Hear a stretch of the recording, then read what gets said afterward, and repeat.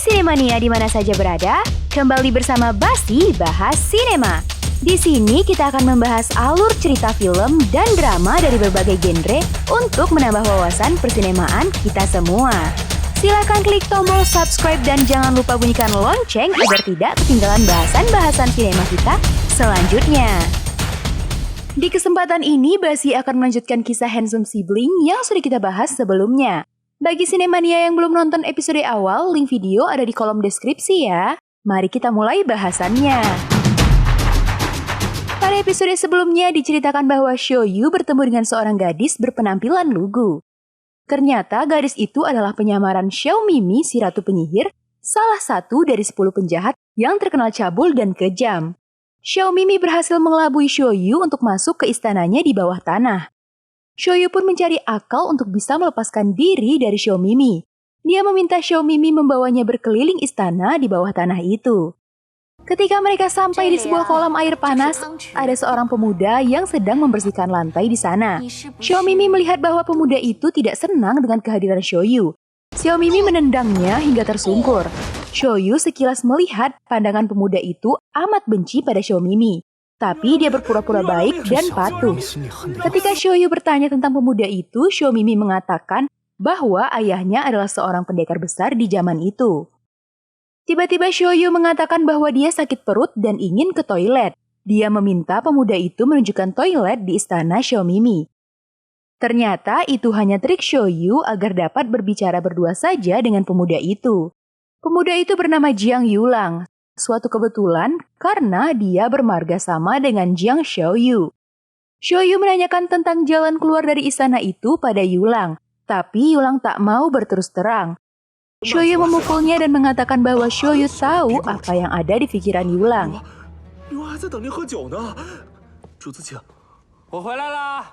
Setelah itu mereka kembali menemui Xiao Mimi yang menunggu Shoyu. Di luar dugaan, Jiang Yulang malah melaporkan apa yang tadi dikatakan Shoyu pada dirinya. Tapi Shoyu tak kehilangan akal. Dia mengatakan pada Xiao Mimi bahwa dia hanya ingin menguji Jiang Yulang. Xiao Mimi malah mengatakan bahwa dia tidak peduli apakah para pemuda itu melayaninya dengan sukarela ataupun terpaksa.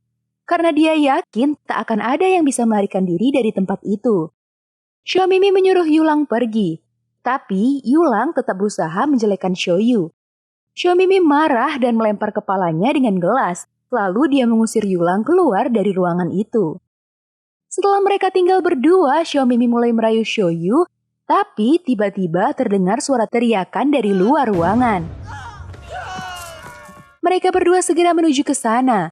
Di luar ruangan terlihat pemuda-pemuda yang disekap Xiao Mimi sudah menjadi mayat. Xiao Mimi kesal sekali melihat para peliharaannya yang sudah mati. Sepertinya ada yang menyusup ke istana bawah tanah. Xiao Mimi menyuruh Xiaoyu menunggu di sana, sementara dia akan mencari penyusup itu. Xiaoyu pura-pura ketakutan dan berpura-pura mati agar jika orang itu kembali, maka dia akan menyangka Xiaoyu sudah mati. Xiao Mimi tersenyum melihatnya lalu pergi dari ruangan itu. Setelah Xiao Mimi menghilang, Xiaoyu segera bangkit dan berencana mencari jalan keluar. Salah satu mayat membuka matanya. Dia adalah Jiang Yulang, yang ternyata juga berpura-pura mati. Tapi ketika Yulang akan keluar, tiba-tiba tendangan Shoyu membuatnya terjungkal ke kolam. Shoyu tahu bahwa Yulang hanya berpura-pura. Shoyu mengetahui bahwa yang membunuh para pemuda itu adalah Jiang Yulang. Dia meminta Yulang membawanya keluar dari istana bawah tanah atau dia akan melapor Yulang pada Xiao Mimi. Akhirnya Yulang mau membawa Shoyu melarikan diri. Mereka pergi ke toilet. Ternyata Yulang sudah membuat sebuah terowongan di toilet itu. Walaupun jijik, Shoyu terpaksa mengikutinya. Jalan itu sampai di sebuah ruangan. Di sana Jiang Yulang sudah menumpuk banyak bahan makanan. Ternyata Jiang Yulang berencana bersembunyi di gua itu sampai Xiao Mimi keluar dari istana untuk mencari pelayan yang baru. Itulah waktu yang tepat untuk melarikan diri. Sementara itu Xiao Mimi tidak menemukan siapa-siapa. Dia kembali ke ruangan kolam, tapi Shoyu sudah tidak ada di sana. Bahkan Jiang Yulang yang dikira mati juga sudah tidak ada. Akhirnya Xiao Mimi tahu bahwa yang membunuh pemuda-pemuda itu adalah Jiang Yulang. Dengan geram Xiaomimi segera mencari kedua pemuda itu. Sayangnya Shoyu lupa menutup lagi lubang di toilet. Sehingga ketika Xiaomimi sampai di sana, dia tahu bahwa kedua pemuda itu berada di bawah lubang. Tapi karena Xiaomimi seorang perempuan yang jijik terhadap kotoran, dia tidak berani masuk ke dalam. Dia berusaha membujuk Shoyu untuk keluar dari persembunyiannya. Karena tidak ada jawaban dari dalam, akhirnya Xiaomimi pergi meninggalkan toilet itu dan mengancam akan mengunci mereka di sana. Di dalam lubang Shoyu mulai tertidur. Jiang Yulang mengambil sebuah buku. Dia mengambil selembar kertas dari buku itu dan menyembunyikannya. Ternyata Shoyu tidak benar-benar tertidur. Dia bangun dan menotok Yulang lalu mengambil kertas yang disembunyikan di rambutnya. Itu adalah peta harta karun Yanantian di Gunung Enmei. Yulang mengaku bahwa dia tak sengaja menemukan peta itu di rumahnya. Shoyu lalu membakar peta itu. Bukan main kesalnya Yulang waktu itu, tapi dia tidak berani berbuat apa-apa. Kemudian Shoyu memperlihatkan peta miliknya dan mengatakan bahwa peta harta karun itu palsu. Tiba-tiba terdengar lagi suara Xiaomimi memanggil mereka. Kali ini Shoyu malah menantang Xiaomimi untuk turun ke bawah.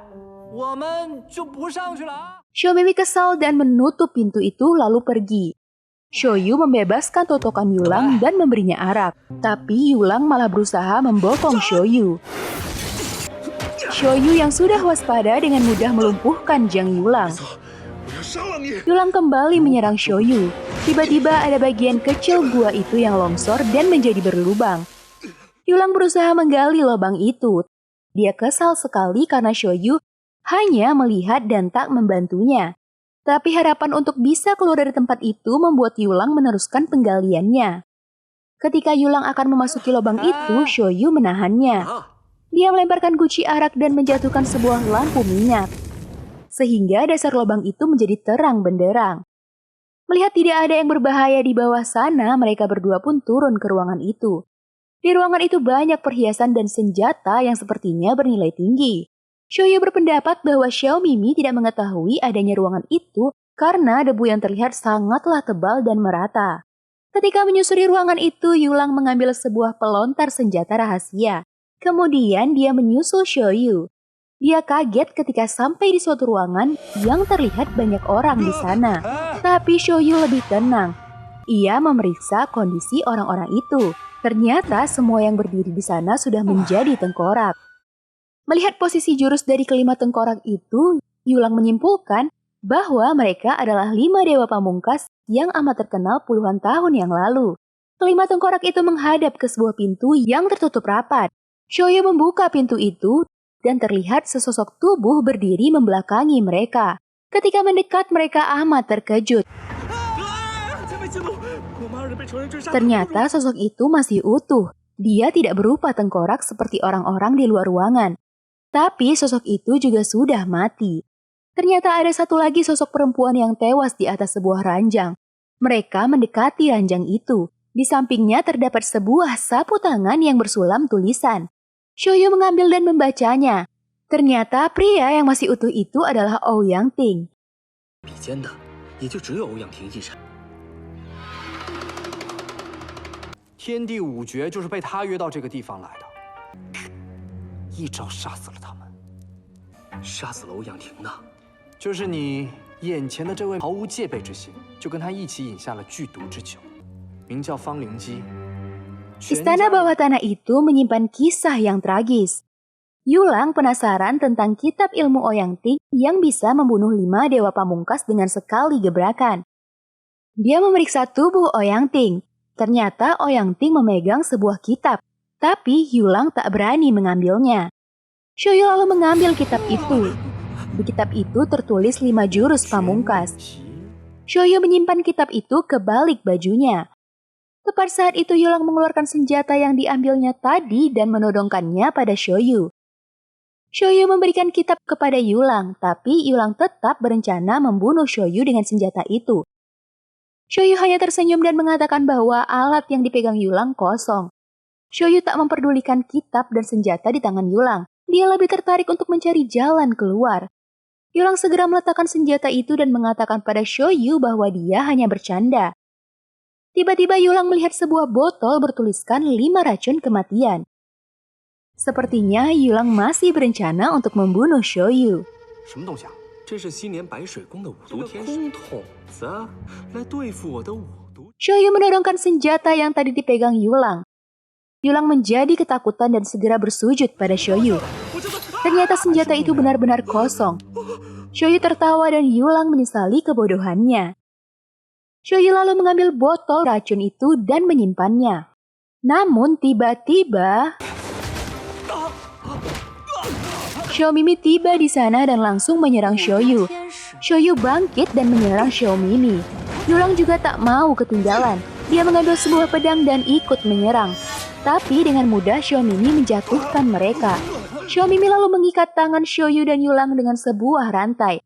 Mereka berdua tak mudah untuk melarikan diri lagi. Jiang Yulang yang penakut dan penjilat memohon ampun pada Xiao Mimi. Dia memberikan kitab 5 jurus pamungkas dengan harapan Xiao Mimi mau membebaskannya.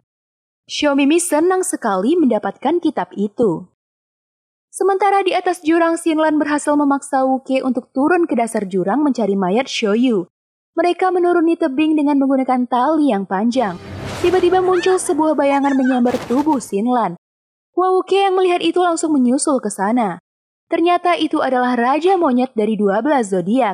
Muncul seorang kakek dengan rambut aut-autan.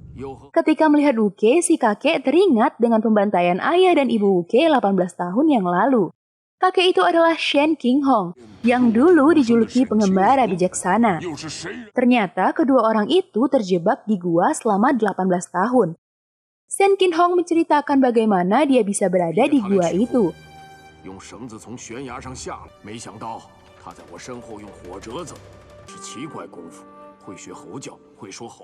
Monyet menyuruh Wuke untuk membunuh Shen Qinghong. Jika Wuke tidak mau melakukannya, maka dia akan membunuh Xinlan. Tapi Xinlan mengarang cerita.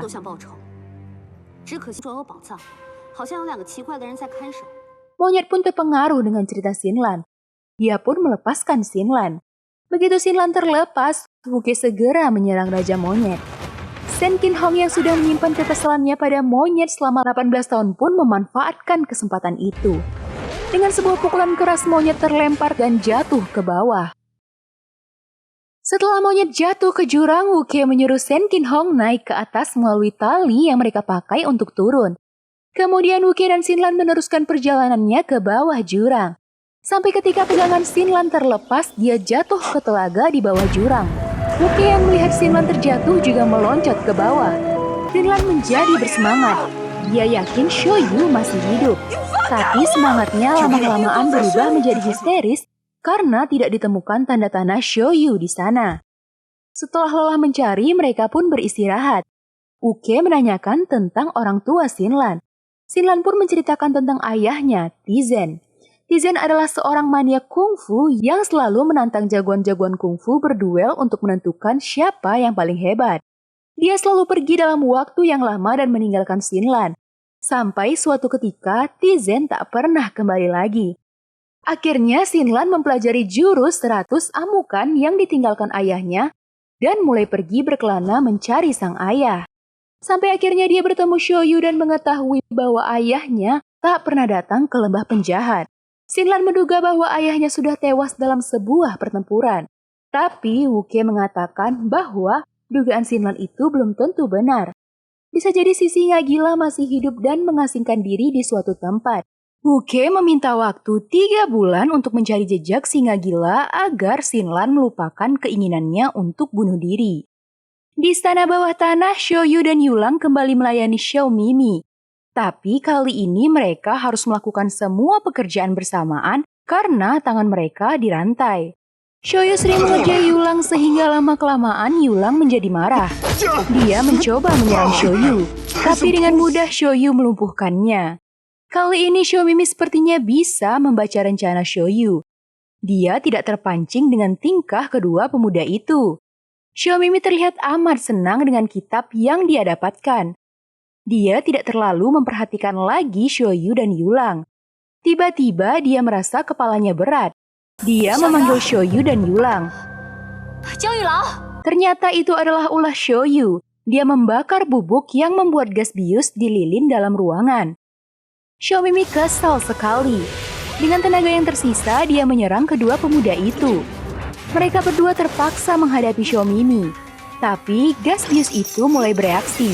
Xiao Mimi tak bisa menggunakan tenaganya secara maksimal. Mereka mencekik leher Xiao Mimi dengan rantai itu. Karena kekurangan oksigen dan pengaruh gas bius, Xiao Mimi menjadi semakin lemas. Setelah Xiao Mimi dikalahkan, Xiao Yu mengambil kitab 5 pukulan pamungkas.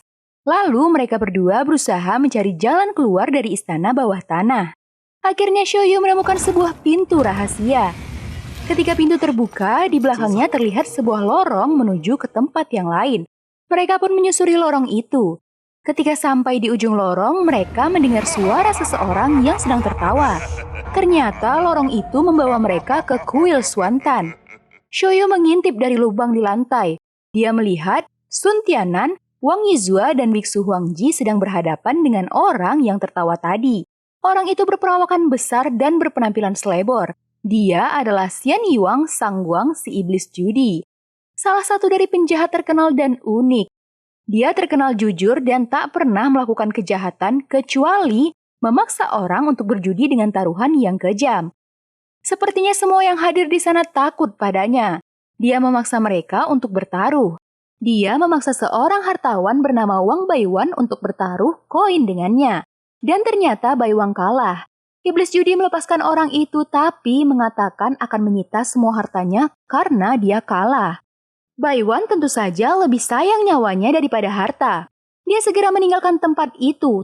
Tapi ketika pelayan hendak keluar, si iblis judi pun menahannya. Dia mengajak pelayan itu bertaruh menghitung jumlah kancing bajunya.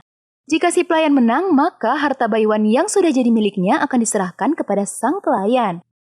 Ternyata baju si pelayan itu tidak memiliki kancing, sehingga dia memenangkan pertaruhan itu.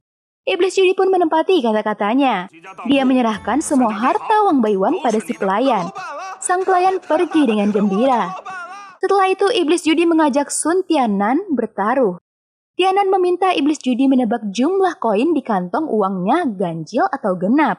Iblis judi menantangnya bertaruh nyawa. Tapi Tianan tidak berani. Tiba-tiba Biksu Huangji dan Wang Yizhua menyerang iblis judi secara bersamaan. Tapi iblis judi memang mumpuni. Dengan sekali gebrakan dia menjatuhkan lawan-lawannya.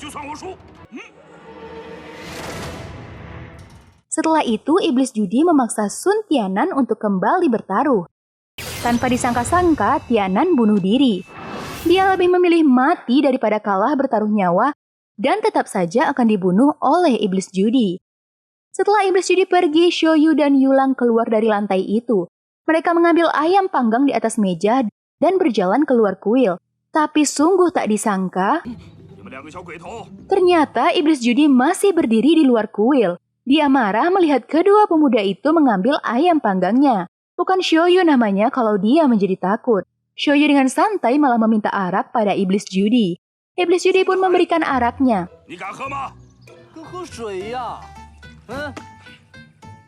Xiao Yu mengatakan bahwa dia datang ke sana untuk berjudi. Xiao Yu akan memberikan kepalanya jika dia kalah. Iblis judi kagum dengan keberanian Xiao Yu. Ketika mereka akan menentukan taruhan, tiba-tiba pendeta Xinxie muncul di sana bersama murid-murid Enmei. Pendeta Xinxie mengajak iblis judi bertaruh kungfu dengan taruhan nyawa.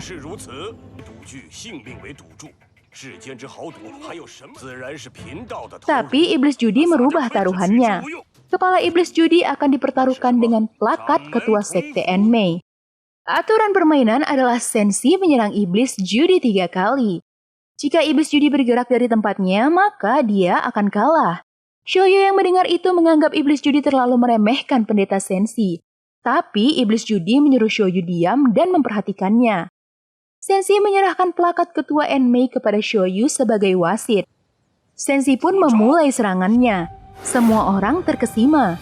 Iblis judi memang luar biasa. Ketiga serangan pendeta Sensi tak mampu membuatnya bergeser dari tempatnya berdiri.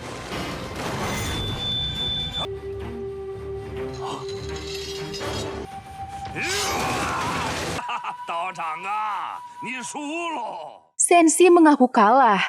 Dengan berpindahnya plakat ketua Enmei, otomatis maka iblis judi akan menjadi ketua Enmei yang baru. Senshi yang sudah gagal terpukul dan merasa sangat malu. Dia berencana bunuh diri untuk menebus dosanya pada sekte Enmei. Tapi Shoyu menahannya. Shoyu tak mau memberikan plakat itu kepada iblis judi. Malah Shoyu mengajaknya bertaruh. Iblis judi pun setuju. Dia bertaruh bahwa Shoyu harus menebak dengan pasti berapa banyak jumlah luka yang ada di tubuhnya. Shoyu mengatakan ada 100 bekas luka di tubuhnya. Shoyu pun membuka pakaiannya dan menyuruh iblis judi mulai menghitung. Setelah dihitung ternyata di tubuh Shoyu hanya ada 97 bekas luka. Iblis judi mengatakan bahwa Shoyu sudah kalah. Tapi tanpa diduga, Shoyu mencabut belati iblis judi dan melukai tangannya 3 kali. Dengan begitu maka bekas luka di tubuhnya menjadi genap 100. Iblis judi pun mengakui kekalahannya. Kemudian dia mendatangi pendeta Senshi dan menyuruhnya hormat pada Shoyu sebagai ketua baru Enmei. Tapi tanpa diduga, Shoyu mengembalikan plakat ketua kepada Senshi. Senshi terdiam melihat ketulusan Shoyu. Sekte Enmei berhutang budi kepada Shoyu. Setelah Senshi pergi, Shoyu dan Yulang melanjutkan perjalanan. Iblis judi yang tertarik pada Shoyu pun ikut bersama mereka. Iblis judi melihat rantai di tangan kedua pemuda itu. Dia mencoba memotongnya, ternyata gagal. Iblis judi ingin membunuh Yulang, tapi Shoyu melarangnya.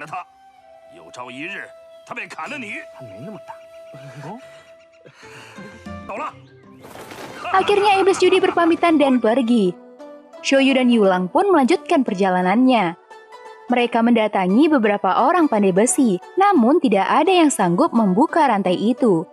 Akhirnya mereka berdua berencana meminta bantuan ayah Yulang untuk melepaskan rantai yang mengikat mereka. Tiba-tiba datang seseorang memberikan sebuah bungkusan pada Shoyu. Setelah dibuka rupanya isinya adalah 2 setel pakaian baru. Mereka pun berganti pakaian. Setelah berganti pakaian, datang seorang pemilik rumah makan mengatakan ada yang menitipkan uang untuk Shoyu. Orang itu juga sudah memesan makanan dan kamar untuk menginap. Kejadian itu benar-benar aneh dan mengherankan. Sampai di sini dulu rangkuman Handsome Sibling kali ini guys. Kita akan lanjutkan kisah mereka di next video ya. See you!